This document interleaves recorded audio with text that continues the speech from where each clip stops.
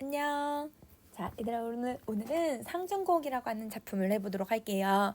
상중곡은 우리 저번에 서사하고 본사 앞부분 내용들은 수업 시간에 다뤘고요. 선생님이 13번까지 했어가지고 14번부터 들어갈 건데, 자, 14번 내용은 19쪽에 있어요. 그래서 4주차 교재 19쪽을 봐주시면 되고, 근데 이제 14번 보기 전에 이게 이제 뒷부분 내용도 같이 들어가게 되면서 선생님이 설명해야 될 내용이 하나 더 있어요. 자, 그래서 맨 앞에 우리 18쪽에 있는 내용을 선생님이 더 추가로 정리해서 넣어놨었거든요. 자, 거기에 5번째 줄부터 한번 시작을 해보도록 할게요. 자, 여러분 5번째 줄 보시면 우리 뭐가 있냐면 수간목이라고 하는 게 나와요. 그쵸? 여러분 선생님 지금 펜으로 한번 표시를 한번 해볼게요. 자, 요 부분이에요. 빨간색으로 표시된 부분 보이죠? 여러분 수간목이라고 하는 여러분 이 초가집에서 내가 만족하면서 살아가고 있는 것을 제시를 했는데 선생님이 여기에는 이제 네모 표시를 해놨어요. 왜냐면 수간목에 있다가 다른 곳으로 이동을 할 거거든요. 공간의 이동을 통해서 시상을 전개하고 있어서 우리 공간이라고 하는 부분에서 어떻게 이제 내용이 전개가 되고 있는지 살펴볼 필요가 있을 것 같아서 요 수간목부터 정리 한번 할게요. 여러분 수간목은 내가 자부심을 느끼고 있는 부분이었죠. 현재 화자는 송죽 울우리의 풍월 주인이 되고 싶다라고 얘기하면서 자신이 추구하는 삶을 제시를 했었어요. 자, 그렇게 하면서 여러분 봄날의 풍경을 쭉 바라보다가 자, 우리 14번 내용 한번 볼게요. 시비, 여러분 시비라고 하는 뜻은 살인문이라는 뜻이에요. 그래서 살인문은 큰 대문이라고 생각해 주시면 됩니다. 여러분 살인문 어디도 나왔냐면 방홍시어에도 나왔었죠. 방홍시어에서는 여러분 내가 속세와 단절하게 만들어주는 여러분 사물이었는데 여기서는 여기도 시비를 딱 달아보고 그래서 내가 어디로 간다? 정자로 가서 앉아보는 거예요. 자, 여러분 정자는 이렇게 우리가 사방이 다 뚫려 있어가지고 이렇게 높은 이런 지대 같은 곳에 이렇게 올라앉아서 화자가 여기 이렇게 앉아가지고 풍경을 바라볼 수 있게 이런 식으로 풍경을 바라볼 수 있게 있는 곳을 정자라고 얘기를 하죠. 화자는 이 정자에 앉아봐서 소요음영을 한대요. 자, 여러분 소요음영이라고 하는 뜻은 천천히 산책하면서 시를 읊는다. 그러면 여러분 산책도 하고 시를 읊으니까 엄청 한가하고 여유로운 삶을 살고 있구나. 이렇게 정리해주면 돼요. 자, 산일. 하루하루 산에서 사는 것이 적적하대. 우리가 일반적으로 적적하다라고 하는 표현을 쓸 때는 조금 노인들이 적적한 하루를 보내신다 하면 좀 외로운 하루? 이러면 좀 부정적인 의미로 쓰이는 경우가 많은데 여기서는 여러분 우리 뒷부분 내용까지도 한번 봐줘야 될 것 같아요. 자, 한준진미 여러분 한가로움 속에서 참된 맛을 느낀다. 한가로움을 느낀다는 거예요. 근데 그 한가로움을 아는 사람 여러분 이게 아는 사람이야 얘들아. 아는 사람 없이 혼자서만 즐기고 있다 이런 의미인 거예요. 그러면 화자는 자연 속에서 혼자 있고 그 혼자 여러분 한가로움을 계속 느끼고 있으니까 그러면 이때 적적하다란 말은 부정적인 말이 아니라 매우 긍정적인 말로 쓰이고 있구나 이렇게 정리를 해주셔야 돼요. 그래서 소요음영 여러분 한중진미 내가 이거를 혼자 즐기고 있다 라고 하는 표현을 통해서 적적하다라는 건 이 정자에서 내가 너무 음미하고 즐기고 있다 이렇게 정리를 해줘야 되는 거죠. 자, 그 다음에 여러분 우리 17번 내용 한번 볼게요. 이봐 이웃들아 이름을 부르고 있네. 그래서 청자를 설정하고 있고요. 청자를 설정하고 있으니까 말을 건네는 방식을 사용하고 있습니다. 우리 산수 구경 가자. 산수 구경 가자라고 해서 청류형을 사용을 하고 있어요. 자, 답청. 여러분 산책 같은 거라고 생각하시면 돼요. 원래는 이제 여러분 이제 산책이라고 하기도 하고 아니면 여러분 우리 이제 이 봄에는 우리가 씨를 뿌리잖아요. 씨를 뿌리면 그 흙을 다지는 작업을 하는데 흙을 다지는 걸 답청이라고 하는데 이 사람은 양반이니까 농사를 짓기보다는 여러분 답청이라고 하는 산책을 하고요. 그러면 내가 오늘 해야 할 일은 산책을 오늘 하고 욕기 목욕을 깨끗하게 하는 건 내일 해보자. 그럼 여러분 답청이란 욕기란 오늘, 내일, 하고, 하세 형식 비슷하죠. 대꾸법을 사용을 하고 있네요. 자, 아침에는 채소를 캐고요. 이러면 나조가 저녁이에요. 이러면 저녁은 여러분 조수 낚시를 해보자. 그러면 지금 아침 저녁으로도 할 일이 엄청 많은 거야. 이것도 그러면 대꾸법을 쓰고 있고, 그럼 1번부터 4번까지 여러분 내가 하루 동안 자연에서 해야 할 일을 쭉 나열하고 있는 거죠.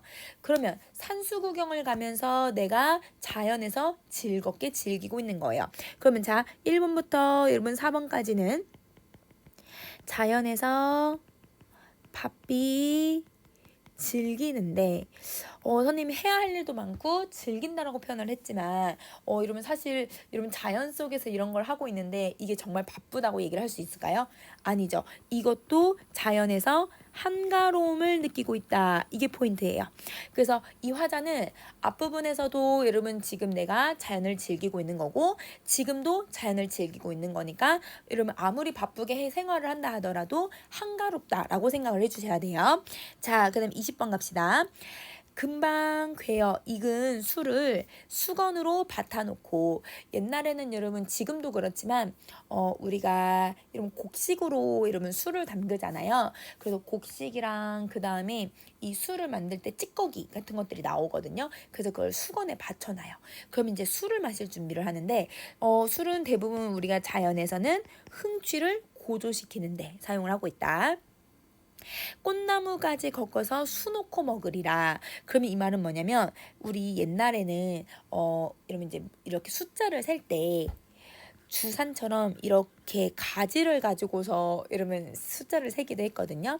그래서 이러면 나뭇가지 하나 해서 술 한 잔 마시고 나뭇가지 해서 술 한 잔 마시고 술 한 잔, 술 한 잔 이런 식으로 이러면 하나 세고 술 한 잔, 하나 세고 술 두 잔, 하나 세고 술 세 잔 이렇게 술을 음미하면서 마시고 있는 거예요.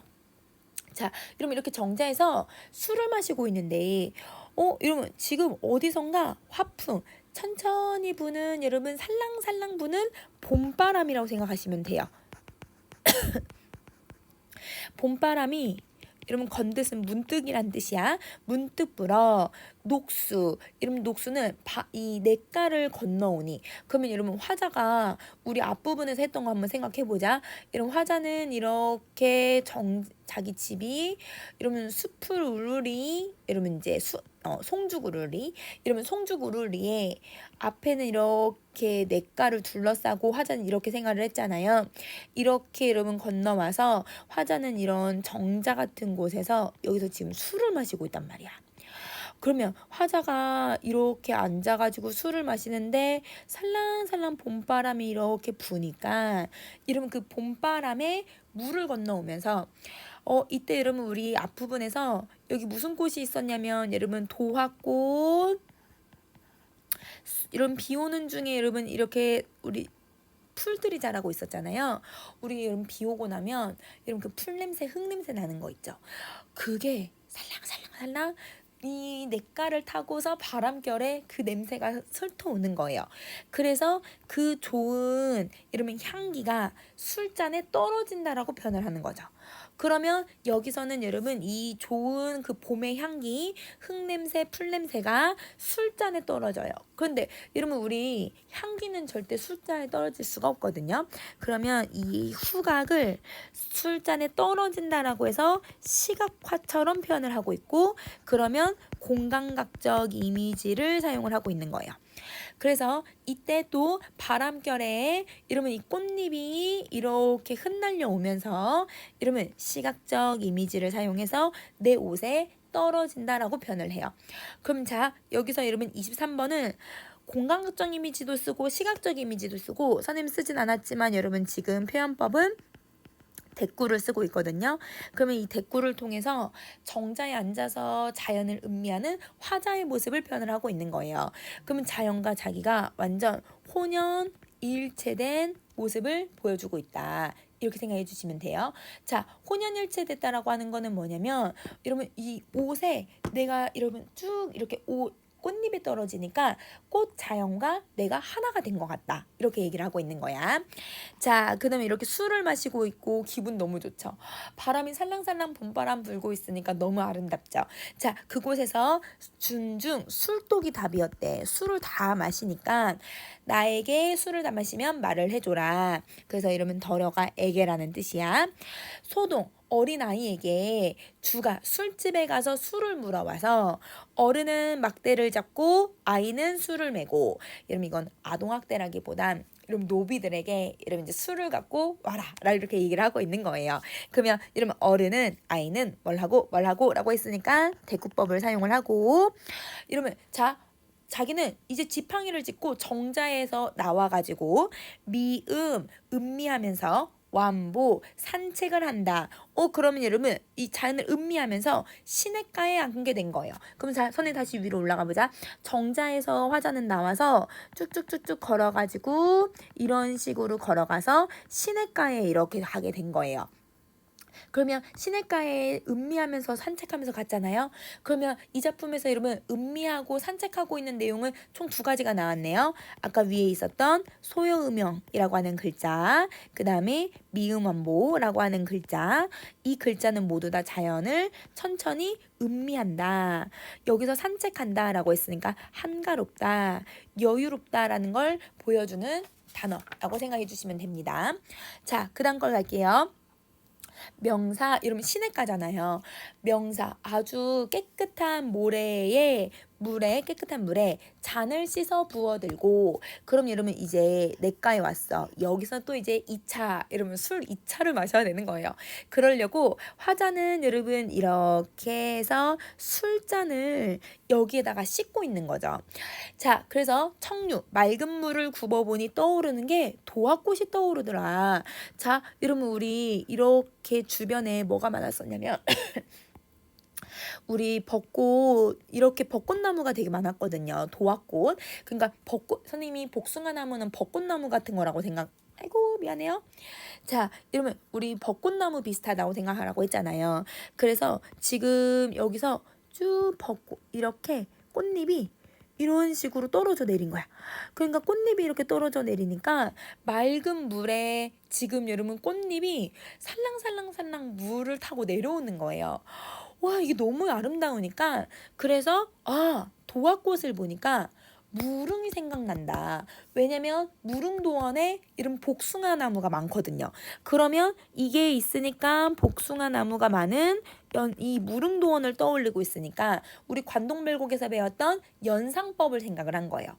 무릉도원이 바로 여기구나. 바로 저 들판. 여러분 이 들판 있죠? 이 들판이, 내가 있는 이 자연이 바로 무릉도원 같도다 이렇게 얘기를 해요. 그럼 화자는 이상향이라고 하는 공간은 따로 있는 곳이 아니라 화자가 있는 공간, 즉 자연이 이상적인 공간 같다라고 생각을 하는 거예요. 그래서 요 내용 여러분 너무 중요해요. 그래서 이 부분 꼭 잘 기억해 줘야 합니다. 자, 그 다음 다시 뒷부분 갈게요.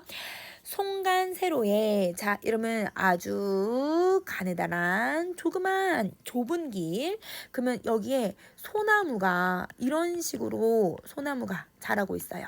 그러면 소나무 사이사이에 아주 좁은 길이 나 있는데, 그곳에 화자는 여러분 어떻게 가냐면 손 높이 여러분 꽃 하나를 쥐어들고, 근데 여러분 이 꽃이 두견화야. 두견화는 여러분 어떤 꽃이냐면 여러분 진달래꽃이에요. 진달래꽃은 여러분 봄에 피는 꽃이기 때문에, 그래서 계절적 시어 동그라미 표시, 우리 앞에 내용 같이 연결해 보세요. 그래서 진달래꽃을 높이 들고, 봉두, 여러분 높은 여러분 봉우리 꼭대기에 화자가 앉은 거예요. 그럼 자, 여러분 지금 화자는 어디를 건너서 왔냐면, 여러분 너무 중요해. 수감목이라고 하는 공간에서 그 다음에 정자에 가고, 그 다음에 시냇가에 가서, 그 다음에 봉두로 가면서 봄의 풍경들을 하나하나 음미하고 있는 거예요. 그럼 자, 이 봉두에 급히 올라 구름 속에 앉아봤대요. 왜냐면 지금 날씨가 그렇게 좋은 건 아닌가 봐요. 구름 속에 딱 앉아보니 천촌말락이 곳곳에 펼쳐져 있더래요. 그래서 아래에 보는 여러분 이런 집들이 보이는 거죠. 자, 연하일휘, 여러분 연하일휘라고 하는 뜻을 보면 안개와 노을이에요. 그러면 이 안개와 노을이 지금 여러분 날씨가 좋지 않다고 했죠. 이렇게 안개가 잔뜩 껴있고 노을이 져 있어서 이런 식으로 산에 얘들아 노을이 지고 있는 거야. 그러면 여러분 지금 아이고 미안해요. 노을이 지니까 이렇게 여러분 노란색 여러분 이런 식으로 노을이 지고 있는 모습을 표현을 해주고 있는 거죠. 그러면 이 노을이 지고 있는 상황에서 햇빛도 나고 안개도 껴 있으면 이 안개가 반짝반짝반짝반짝 빛나거든요. 그래서 그 빛나는 모습을 여러분 지금 뭐에다가 비유를 하고 있냐면 금수, 비단에 비유를 해요. 그러면 보조관념은 여러분 금수, 비단이라고 생각해주면 되고, 그러면 원관념은 안개와 노을로 인해서 반짝이는 하늘을 표현을 하는 거예요. 그럼 무슨 표현법을 쓰고 있냐면 연하일리가 금수를 펴놓은 것 같다라고 했으니까 이러면 지규 비유법을 쓰고 있다. 그래서 여러분 이 부분 너무 중요해. 그래서 이 여러분 연하일리는 비단을 펴놓은 것만 같다 이렇게 생각해 주시면 되죠. 그래서 엊그제 검은 들판, 즉 겨울에 이런 새싹이 없는 그 들판이 봄빛이 넘쳐나고 있구나. 그래서 이제 여러분 겨울에서 여러분 어디로 온 것 같은 걸 얘기를 하는 거예요. 봄이 되었다라는 걸 표현하고 있는 부분입니다. 그러면 산봉우리에서 바라보고 있는 이 자연의 아름다움을 얘기하고 있는 거죠. 자, 그러면 이제 마지막 결사. 이러면 우리 이제 가사는 서사, 본사, 결사로 되어 있는데 결사 정리 한번 해볼게요. 공명도 나를 꺼리다. 이러면 꺼리다는 건 멀리하고 부기도 나를 멀리한대요. 그러면 공명과 부기는 여러분 대부분 속세에서 중요시 여기고 있는 거니까 그래서 얘는 세속적 가치라고 생각하면 되고 이러면 우리 세속을 얘기하고 있는 단어가 어떤 거였지? 그치 이 작품에서 홍진이라고 하는 단어가 나왔죠. 그래서 홍진에서의 중요시 여기는 가치예요. 근데 여러분 36번에 우리 표현법을 보면 공명도 부기도 날 끼우고 끼우니라고 했으니까 이러면 문장 비슷하죠? 대꾸법 사용하고 있고 근데 공명과 부기는 살아있는 애가 아닌데 살아있는 것처럼 나를 멀리한다고 했으니까 의인법을 쓰고 있죠. 자, 그 다음 표현법 하나만 더 갈게요. 옆으로 한번 가보세요. 여러분 지금 공명이 나를 멀리한다고 선생님이 지금 본문 내용을 현대어풀로 써놨는데 공명이가 그럼 주체 주어가 되고 나를은 목적어니까 객체가 돼요. 근데 여러분 사실 엄밀히 얘기하면 주체인 지금 공명이 나를 멀리할 게 아니라 내가 공명을 멀리하는 게 사실 맞죠. 그래서 내가가 주어고 그 다음에 공명이 객체이기 때문에 주체하고 객체의 지금 관계가 완전 정반대의 모습을 가져요. 이걸 우린 주객 전도라고 하는 표현법을 습니다. 그래서 주객전도를 썼기 때문에 의인법이 나온다고 생각해 주시면 돼요. 그래서 여기서 공명은 표현법이 좀 많죠. 자, 평풍명월 여러분 풍, 바람, 달 그러면 여러분 자연물 2개 들어가면서 자연이라고 했었잖아. 이 청풍명월은 자연적 가치를 얘기하고 우리 자연을 의미하는 단어가 서사에서 그치 산림을 얘기했었죠. 그래서 이러면 이 자연적 가치와 이 산림에서의 가치 외에 나는 어떤 벗이 있을까? 나는 벗이 없어. 어떤 것만 있다? 이러면 나는 자연만 내 친구라고 생각한다. 그러면 자연을 자기 친구라고 생각하고 있으니까 여러분 그거를 서리법을 통해서 보여주고 있죠. 그러면 여기서 나타나는 건 자연 친화적 태도를 가지면서 공명과 부기를 멀리하는 태도를 가져요. 자, 표현법 하나 더. 그러면 세속적 가치, 자연적 가치가 비교가 되죠. 이러면 대조법 사용합니다. 자, 단표누항 여러분 누추한 집에서 먹는 가난한 음식. 근데 여러분 가난한 음식 먹어도 나는 괜찮대. 그러면 여러분 이거는 무조건 가난해도 괜찮아? 안 빈낙도? 그러면 화자는 소박한 삶을 즐기고 있구나. 여러분 이거 너무 중요해요. 그래서 소박한 삶, 안 빈낙도. 자, 그래서 헛된 생각. 여러분 해음이 생각인데 헛된 생각을 하지 않는데 자연에서 소박하게 살아가고 있기 때문에 헛된 생각이 바로 뭐냐면 그 위에 있는 여러분 공명과 부귀는 자기가 멀리하겠다 이렇게 얘기를 하고 있는 거죠. 자, 그러면 여러분 방홍시어 1수에서 나왔던 거가 나는 세속적같이 멀리하면서 나는 자연밖에 내 친구가 없어 라고 하는 이 내용이랑 너무 똑같아요. 그래서 그 부분이랑 잘 비교해 주시면 좋을 것 같아요. 아무튼 100년 동안의 즐기는 즐거움이 이만하면 어떻겠니?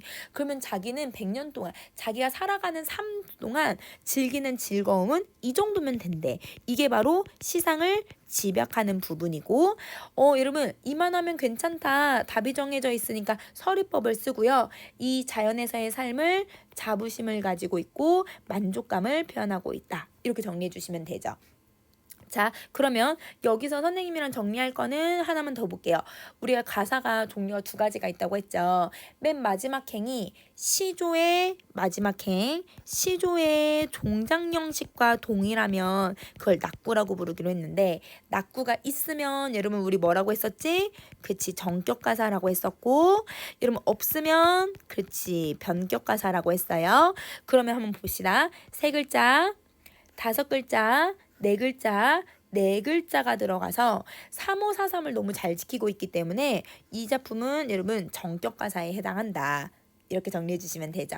자, 그러면 우리 아래에 정리해 볼게요.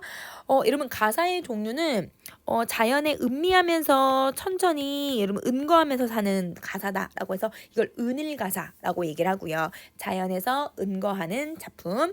그리고 형식은 여러분 격식을 너무 잘 지켰지? 그래서 정격가사에 해당한다. 자, 시상전개 방식은 공간의 이동 들어가고요. 점점 자연으로 깊이 들어갈수록 여러분 이 세상과 탈속하고 있는 모습을 잘 드러내죠. 그래서 탈속적인 속성을 가지고 있고 성격은 여러분 자연에서 내가 음미하면서 지내고 있으니까 강호 한점.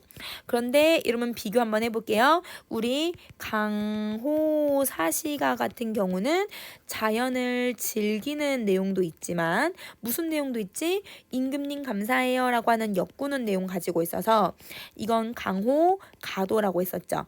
자연에서도 도리를 지키려고 하는 거. 그런데 이 작품은 임금님에 대한 내용을 들어가진 않고 자연에서 완전히 즐기는 내용만 들어가고 있기 때문에 강호 한정이라고 이렇게 내용 정리해 주시면 될 것 같습니다. 자, 그러면 상춘곡은 이렇게 정리하고요. 여러분 상춘곡에서 중요한 내용들 너무 많고 강호사시가 그 다음에 여러분 방홍시어 그리고 논밭가라 기욤매고랑 비교할 수 있어야 되니까 꼭 잘 기억해 주세요. 그러면 여기까지 안녕.